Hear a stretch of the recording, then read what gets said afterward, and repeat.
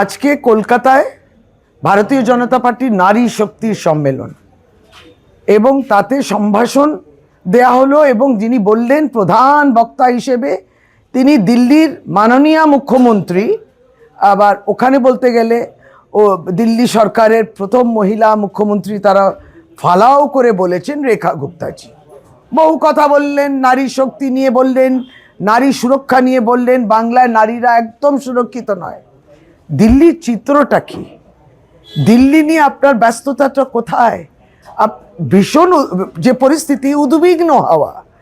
জানুয়ারি 2026 এই নতুন বছরে 807 কন্যারা পাওয়া যাচ্ছে না, মিসিং। এই মেয়েদেরকে পাওয়া যাচ্ছে না দিল্লিতে। কোথায় গেলেন? পাচার হলেন? কি হলো তাদের সঙ্গে? কি নির্যাতন হলো তার উপরে? রেখা গুপ্তা আপনি কি করলেন? এই প্রশ্নের জবাব দেবেন না?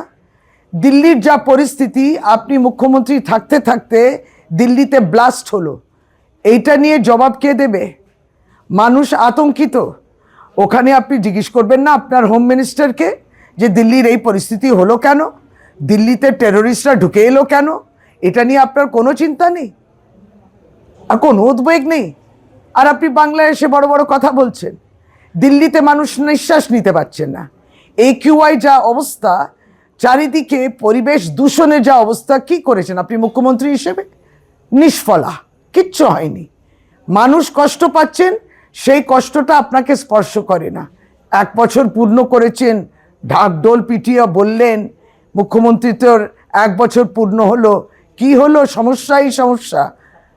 তবে বুঝতাম যে দিল্লি নিয়ে এই সমস্যা নিয়ে আপনি চেষ্টা করছেন, তাহলে কিছু বলা যেত।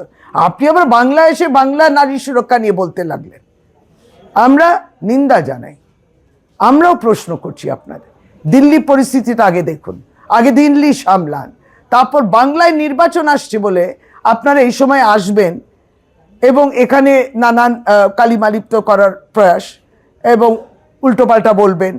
এখানে নারীরা সুরক্ষিত আছেন, যা করার মমতা বন্দ্যোপাধ্যায় করবেন।